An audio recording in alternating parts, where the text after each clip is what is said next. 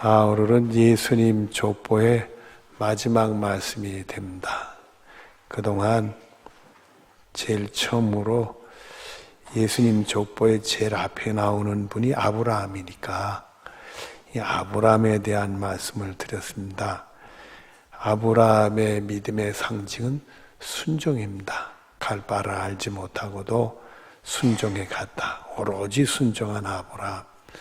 또 예수님도 죽기까지 하나님께 복종하셨으니 우리도 순종하는 믿음을 갖자.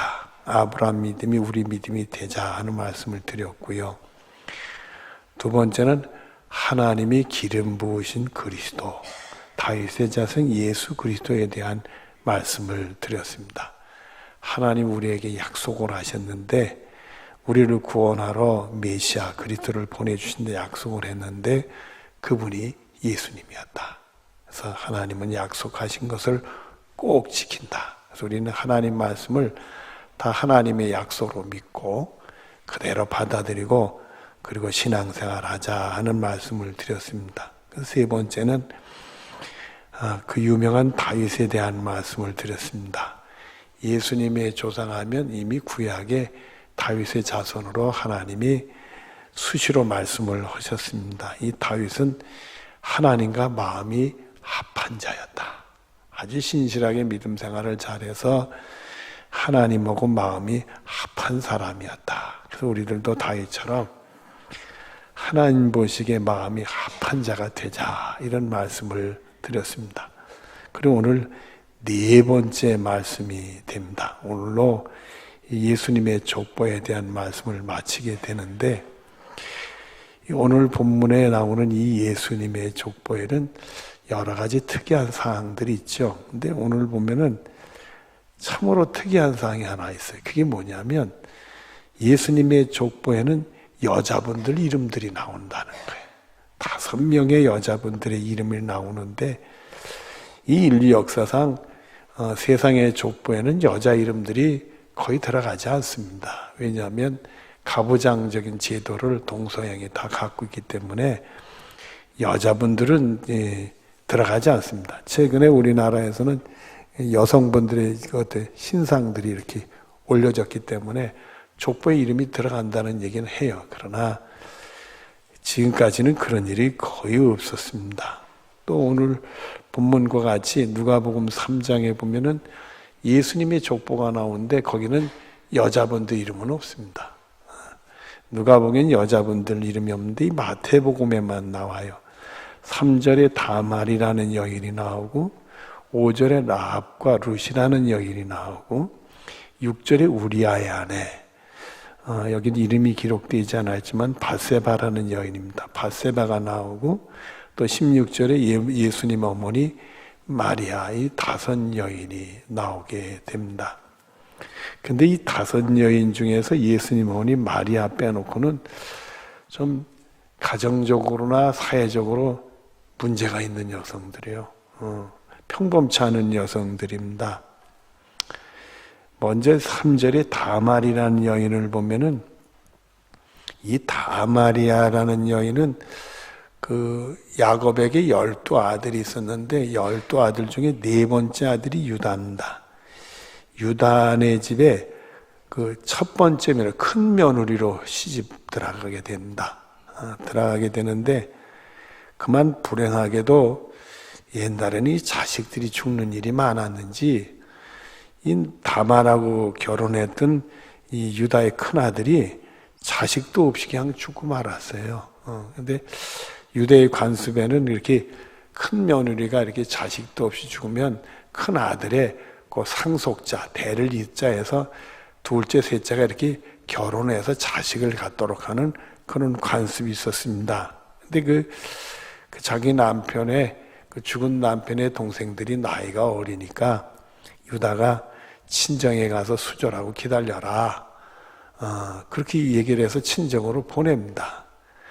이 다말이 친정에 가서 기다리는데 그 시동생들이 나이가 들었는데도 강간무소식이요. 강간무소식이니까 이 다말의 여성이 이 꾀를 냈는데 그 꾀가 우리 보기에는 좋은 꾀 같지는 않아요. 그 당시는 목축업을 할 때니까 유다가 이제 양을 치러 목축을 하러 이제 염소 양들을 데리고 가는 그 길목에 그 창기에 복장을 해가지고 시아버지를 유혹을 합니다. 그래야지 임신이 돼버렸어요. 그 난리가 났죠. 난리가 났는데 그게 나중에 이제 유다의 씨라는 게 자기 시아버지의 씨라는 게 발견되니까 유다가 내가 나보다 의롭다. 그 관습이 그러니까 그래서 자기 부인으로 받아들이게 된다. 근데 여러분들 하나님 말씀은 이스라엘 백성들만의 말씀이겠습니까? 만민의 말씀이겠습니까? 오늘 우리들의 말씀이 되는데 우리의 정서로 보면 이 다말의 여인은 정말 곤란한 여인이 아닌가 싶은 그런데 근데 하나님이 그 여인에게 복을 주셔가지고 야곱의 집안에 번듯한 며느리가 되고요. 그 유대의 그 위대한 다윗의 조상 할머니요. 또 그 후손에서 예수님을 탄생하게 하셨습니다. 또 두 번째, 세 번째가 이제 5절에 라합하고 룻하고 두 여인이 나오는데 룻이라는 여인은 우리가 훌륭한 여인으로 알죠. 그 여인도 사실은 결혼했다가 남편이 죽었지요. 자식 없이 죽었는데 그러나 시어 어머니를 참 훌륭하게 공개한 며느리였습니다. 그 외로운 시어머니를 잘 공경해서 많은 사람들이 칭찬받고 존경받고 본을 이렇게 본이 되는 며느리의 본이 되는 룻기가 그 룻기에 대한 룻에 대한 얘기가 다 기록이 되어져 있습니다. 근데 문제가 이 룻도 모압이라는 어떻게 보면 이스라엘 사람들에게 이방인입니다. 이스라엘 사람들은 이방인들하고 결혼을 안 해요. 그리고 사람 취급도 안 하고 아예 관계를 안 합니다. 그러니까 룻도 이방인의 여인인데 이 라합이라는 여인은 좀 더 그래요. 라합이라는 여인은 여리고성에 거하는 여인인데 여리고성에 거하는 사람은 완전히 가나안 족속입니다. 이스라엘 백성들이 가나안 정보를 들어갈 때 가나안에 살고 있는 이방인들은 다 멸하게 명령을 내렸잖아. 그 멸망받을 가나안 족속의 여인이었는데 그 여리고성에서도 기생이었어요. 그러니까 그렇게 칭찬할 만한 여인은 아니지요. 근데 다행히 하나님의 은혜로 깨닫고 이스라엘 정탐꾼을 감춰주는 바람에 복을 받는 사람이 됐는데 이스라엘 백성들에게는 아주 좋은 여성으로 우리가 하지만은 그 여리고성 사람들에게 비쳤을 때는 배신자지요. 근데 그런 여인이 너무 놀랍게도 이 다윗의 조상 할머니가 되고 또 그 바로 아들의 며느리가 룻이 돼가지고 룻은 다윗의 증조 할머니가 이렇게 됩니다. 하나의 복 주셨죠. 네 번째는 6절에 우리아의 아내 나오는데 이 바세바라는 여인은 이 여인도 가나안 족속이니까 이방 여인이에요. 이방 여인인데 여러분들 우리 조상 중에 타국인들 이방 사람들이 우리 족보에 들어왔다면 좋아요, 나빠요? 별로 기분이 좋을 거 자랑스럽게 생각하지가 없을 것 같아요. 근데 예수님 족보에는 이렇게 이방 사람들이 많이 여인으로 들어왔어요. 그러니까 예수님 피에는 유대인 피만 있는 게 아니라 누구의 피도 섞였어요? 이방인의 피도 섞인 거예요. 그러니까 그렇게 우리가 봐야 되는데 이 바세바라는 여인은 사무엘하 11장에 보면은 이 본인이 뭐 잘못이 없다고 볼 수 있겠죠. 이 다윗 왕의 눈에 띄어가지고 그만 실족이 된 여인인데 아무도 못 보는 데서 목욕을 하려고 했겠지만은 해피름은 그 집이 성곽 바깥에 담장에 붙어있는 집이었어요. 다윗이 내려다보니까 여인이 목욕한단 말이에요. 거기서 왜 이렇게 다 들여다보이는 데서 목욕을 해요? 그래가지고 남편이 죽게 되고 다윗을 통해 태어난 첫 번째 아들도 자기 눈앞에서 죽는 것을 목격한 여인이에요. 권력 앞에서야 불가항력이라고 할 수 있겠지만은 또 한편은 불행한 여인이지요. 그러나 우리 보기에는 뭐 이렇게 족보에 들어갈 만한 여인은 아니에요. 근데 여러분들, 이 밧세바도 물론 예수님의 조상 할머니가 됐지만은 솔로몬의 어머니가 된다는 거예요. 하나의 복 주셨어요. 그리고 이제 다섯 번째가 이제 16절에는 예수님 어머니 마리아는 뭐 이방인도 아니고 과거가 있는 여인도 아니고 또 정숙하고 순결한 훌륭한 믿음의 사람임에는 틀림이 없어요. 근데요, 이 마리아가 예수님을 잉태하고 나서 이제 찬가를 불러요. 그거를 우리가 성경엔 찬미라는 말을 쓰는데 마리아 찬가라는 말도 쓰고 다른 옛날 사람들은 그 마리아 송가라는 말을 씁니다. 그런 말들을 쓰는데 거기에 나오는 내용이 이런 내용들이 나옵니다. 누가복음 1장 46절로 48절 앞에 보면은 마리아가 이르되 내 영혼이 주를 찬양하며 내 마음이 내 주를 기뻐하였음은, 여기까지는 좋아요. 그런데 그 다음에 그 여종의 비천함을 돌보셨습니다. 자기가 아주 비천한 여인이다, 그렇게 표현했어요. 근데 그것까지도 좋은데 곧 이어서 누가복음 1장 52절 53절에 보면은 놀라운 얘기를 해요.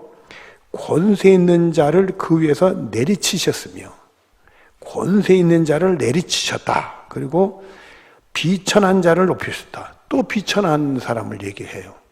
비천한 자를 높이시고 줄인 자를 좋은 곳으로 배부르시며 부자는 빈손으로 보내셨도다. 이런 얘기를 해요.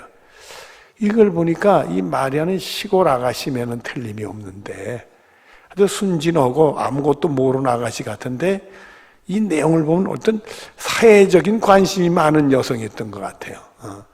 비천한 자기를 돌보셨다는 건 좋은데 권세 있는 자를 내리치셨다 이거예요. 그리고 이 줄인 자, 배고픈 사람을 좋은 거 배불리시고 부자를 빈손으로 보냈다 이게. 그러니까 이게 권세 있는 사람들이라든지 이 부자에 대해서 뭔가 이렇게 저항감 있는 부정적인 생각을 가진 사람이 아니냐. 이런 생각이. 근데 요즘에 제가 이렇게 신문을 보다 보니까 그런 길이 있더라고요. 우리나라 정권을 잡고 있는 정부가 이런 부유한 사람들, 있는 사람들에 대한 뭔가 이렇게 부정적인 사고가 강하지 않느냐, 뭐 그런 얘기들을 좀 하고 그러는데, 이 마리아도 좀 권력 있고 부자에 대한 그런 게 있지 않나, 그런 생각이 이 말씀을 보면 자꾸 들게 된단 말이에요. 근데 저한테도 그런 생각이 있는지를 제가 꿈에도 몰랐어요. 뭐 어릴 때 뭐 그렇게 잘하고 뭐 이렇게 특별한 사건 없이 이렇게 자랐는데, 고등학교를 졸업하고 나서 그때 내가 무슨 일인지는 모르겠는데 서울의 그 서대문으로부터 광화문으로 이렇게 제가 걸어갔던 것 같아요. 남쪽 길로 이렇게 걸어서 가는데 거기 이렇게 보면 사거리를 지나면 서대문 사거리에 제가 걷는 길 건너편에 적십자사가 있고 그 옆에는 옛날 이기붕 씨, 자유당제 이기붕 씨가 살던 집이 있는데 그 당시엔 거기에 도서관으로 바뀌었어요. 나락가가 바뀌었는데 제가 그 소문을 들었는데 4.19 때 학생들이 이기붕 씨 집을 습격을 했는데 그 집에 냉장고가 한쪽 벽에 꽉 냉장고가 있더래. 그 옛날에. 그리고 그 학생들이 냉장고 문을 여니까 지금은 뭐 과일이 철모르게 나오지만 그 당시엔 철모르게 나오는 그런 게 없잖아요. 냉장고 있는 집도 없었는데 뭐. 그러니까 냉장고 문을 여니까 수박들이 그게 4월달인데 수박들이 있다는 게 도대체. 그리고 그 밑에 서랍을 여니까 거기는 아주 물이 잔잔한데 물고기들이 헤엄치고 다니더래. 그렇게 부자로 살았대네. 그를 빼앗았다가 지금 도서관이 됐다. 그런데 지나서 제가 이렇게 걸어 올라가면 문화방송이 나오고, 그다음에 문화 지나서 내려가면 종군당이 나오고, 그 다음에 광화문이 나오도록 그렇게 돼 있어요. 그래서 언덕을 이렇게 올라가는데 그 리기붕 씨 집을 봐서 그런지 몰라도 그 자동차들이 막 지나가는데 아주 고급 승용차들도 지나가더라. 근데 내 마음에 무슨 생각이 드느냐 하면 저놈들은 다 도둑놈이지. 도둑질 안 하고 어떻게 저렇게 좋은 차를 타고 쓰고 살 수 있어? 여러분, 승용차 타고 다니는 사람들이 다 도둑놈입니까? 내 마음에 그런 생각이 들어. 가난하니까 어떻게 저럴 수 있는가? 이 세상이 불평등하다 이거예요. 부잣집 자녀들은 벌써 부모들도 공부들도 많이 하고 재물도 있으니까 자녀들을 어릴 때부터 잘 공부시키고 유학도 보내고 다 좋은데, 나같이 가난한 사람은 그런 게 하나도 없잖아요. 심지어 우리 부모님은 배움이 적으니까 내가 중학교 입학할 때 어느 학교를 가는지 지도도 못 해준 분이요. 우리 때는 중학교 갈 때 시험 봤어요. 입학시험을 봤는데 지도, 너는 어느 학교 가나 묻지도 않았어요. 그러니 내 마음대로 친구들 귀동냥해가지고 어린 나이에 제가 중학교를 갔어요. 고등학교도 그러고 대학교도 그래요. 얼마나 제가 무식했는지 대학에서 경제학과를 들어갔는데 제가 이공대학을 들어가려다가 1차 때 미끄러졌어요. 공대에서 미끄러져 화가 나가지고 제가 에라 상대로 바꿔야 되겠다. 상대로 바꾸니까 내가 수학을 잘하니까 경제학과를 가면 수학을 써먹을 줄 알고 경제학과를 갔는데 경제학과는 수학과는 아무 상관도 없더라고. 이렇게 무식했어요 제가. 도와주는 사람이 없으니까. 그런 내 눈으로 보니까 저런 사람들은 도둑질하지 않고는 저렇게 살 수가 없어. 이미 스타트가 다른 걸. 그런 사회적인 이렇게 소외감에 대한 불만이, 부정적인 생각이 내 마음에 꽉 차 있었단 말이에요. 근데 이 말씀을 보니까 마리아도 좀 그런 게 아닌가? 어떻게 권세 있는 자를 내리치셨다, 줄인 자를 배불렸다는 것까지 좋은데 부자는 빈손으로 보냈다. 어떻게 이런 말을 하는가 말이에요. 이게 사회적인 불만을 가진 여성이구나.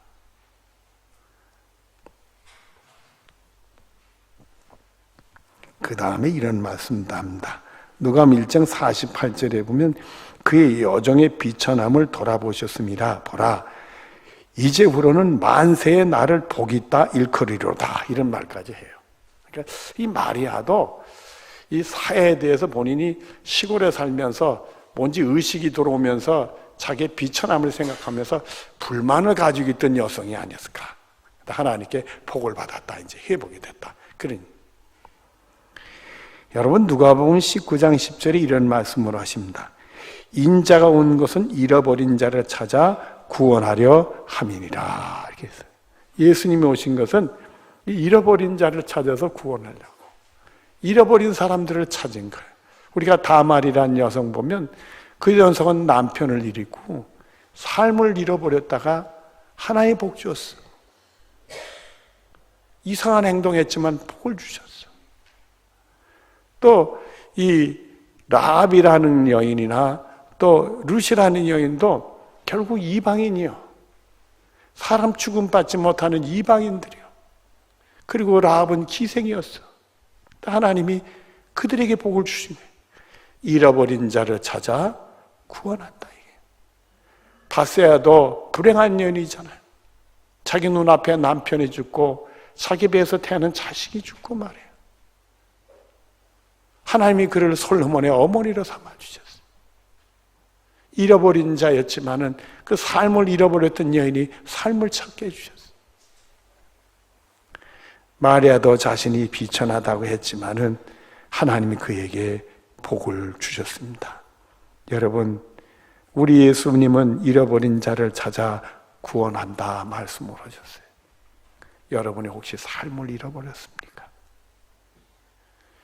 여러분이 잃어버린 것 때문에 살아면서 마음에 큰 상함이 있습니까? 우리 주님은 그런 사람을 찾아오셔서 치료하시고 구원해 주시는 우리 예수님이십니다.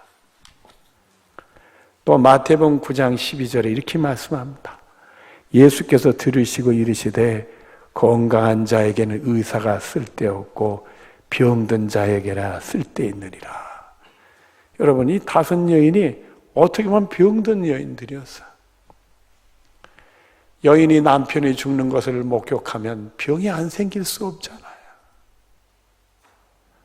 다말도 남편을 잃었고 룻도 남편을 잃었고 바세바도 남편을 잃은 여인이에요. 이스라엘 백성들 중심으로 하면 이방인들은 사람도 아니고 짐승이에요. 그게 라합도 그렇고 룻도 그렇고 바세바도 그런 여인이었어요. 다 세상적으로, 정신적으로, 육신적으로 병든 여인이었어요. 병든 자에게 의사가 쓸데있느니라. 우리 예수님은 치료하러 오셔서 회복시키시고 복을 주시고 이 여인들이 당당하게 예수님 족보에 이름을 실어 주셨습니다. 마태복음 19장 30절에 이런 말씀이 있습니다. 먼저 된 자로서 나중되고 나중된 자로서 먼저 될 죄가 많으니라. 먼저 앞서간다고 해서 다 나중이 좋다는 게 아니에요. 인생이라는 게. 지금 나중됐다고 해서 나중까지 먼저 될 수 있는 복도 주신다 이게. 우리 예수 믿는 사람들은 그래서 하나님이 오시면 다 하실 수 있는 거니까 이 대기만성형이 많이 생길 수 있어요. 은혜 받으면 하나님이 그와 함께하면 말이에요. 지금은 미약해요. 나중은 창대해질 수가 있다는 말이에요. 주님이 함께하는데 말이에요. 그래서 우리들은 실패했더라도 실패라고 생각할 필요 없어요. 이제는 내 힘으로 했다가 내 실패하면 주님이 역사하시면 언제든지 나는 바뀔 수 있는 거니까. 여러분의 자녀들이 공부도 좀 못하고 다른 애들 비교해가지고 좀 부족하다 싶어도 절대 실망하지 마세요. 예수님이 역사하시면 그 아이가 어떻게 변화될지 아무도 모르는 거예요. 이 나중된 자가 먼저 되는 역사도 나타날 수 있단 말이에요. 예수 믿는 사람들이 은혜 받고 하나님이 역사하시면 이 나중된 자가 먼저 되는 놀라운 일이 벌어질 수 있단 말이에요. 그래서 우리 예수 믿는 사람들은 항상 소망을 가지고 대기만성이 될 거야. 이런 믿음을 가지고 기도를 해야 되는 거예요. 고린도전서 1장 26절부터 28절에 이런 말씀들이 나옵니다. 형제들아, 고린도 교인들을 부릅니다. 너희를 부르심을 보라. 고린도 교인들이 처음 예수 믿을 때를 보라. 육체를 따라 지혜로운 자가 많지 아니하고, 고린도 교인들이요 똘똘하게 머리 잘 도는 사람이 별로 없었던가 봐요. 처음에 예수 믿을 때 능한 자가 많지 않고 또 능력 있게 행동하는 사람이 쌉쌉하게 일 잘하는 사람이 별로 없었던가 봐요. 또 문벌 좋은 자가 많지 않으다. 여러분들, 우리가 좀 험하게 얘기하는지 몰라도 고린도 교인들이 처음 예수 믿을 때는 고린도 동네에 지지리들이 모인 것 같아. 지지리들이 모였어. 그러나 그 다음 이렇게 말씀. 그러나 하나님께서 세상에 미련한 것들을 택하사 지혜 있는 자들을 부끄럽게 하려 하시고, 고린도 교인들처럼 미련한 자들을 택해서 지혜로운 사람을 부끄럽게 하시고, 세상에 약한 것들을 택하사 강한 것들을 부끄럽게 하려 하시며, 고린도 교인처럼 약한 것들을 택해서는 강한 사람들이 그 앞에 부끄러움을 느끼게 하더라. 그리고 계속되는 말씀은 완전히 정리를 하십니다. 하나님께서 천한 것들과 멸시받는 것들과 없는 것들을 택하사 있는 것들을 폐하려 하시나니 아예 없애버리시겠다. 이게 단호한 말씀을 하셨어요. 여러분, 빌립보서 4장 13절에 능력 주시는 자 안에서 내가 모든 것을 할 수 있느니라. 주님이 역사하시면 사람이 언제든지 변화가 일어나는 거예요. 그런즉 누구든지 그리스도 안에 있으면 새로운 피조물이라. 이전 것은 지나갔으니 보라 새 것이 되었도다. 우리 예수 믿는 사람들은 예수님 안에서 언제든지 변할 수 있다는 이 소망의 믿음을 가져야 되는 거야. 지금 내 모습을 보면 아니요. 그러나 주님이 변하면 어떤 일이 나한테 생기는지 몰라. 나에게 좋지 않은 일들만 많이 생기고 실패하는 일들만. 아니요. 주님이 역사하시면 나에게 어떤 성공이 찾아오는지 모르는 거예요. 왜 내 성품은 왜 이런지, 다른 사람에게 좀 칭찬받고 존경받고 고인받은 성품 가지면 얼마나 좋겠어. 그러나 주님이 역사하시면 나에게 어떤 인격이 나타나는지 아무도 모르는 거란 말입니다. 누가복음 4장 18절 19절에 이렇게 말씀하십니다. 주의 성령이 내게 임하셨으니, 우리 예수님 말씀입니다. 이는 가난한 자들에게 복음을 전하게 하려 하시려고 내게 기름을 부으시고 나를 보내사 포로 된 자에게 자유를. 여러분, 세상 살면서 무엇에 포로가 됐습니까? 여러분의 능력 없음에 포로가 됐습니까? 여러분의 머리가 안 좋아서 포로가 됐습니까? 아니면 세상 실패에 포로가 됐습니까?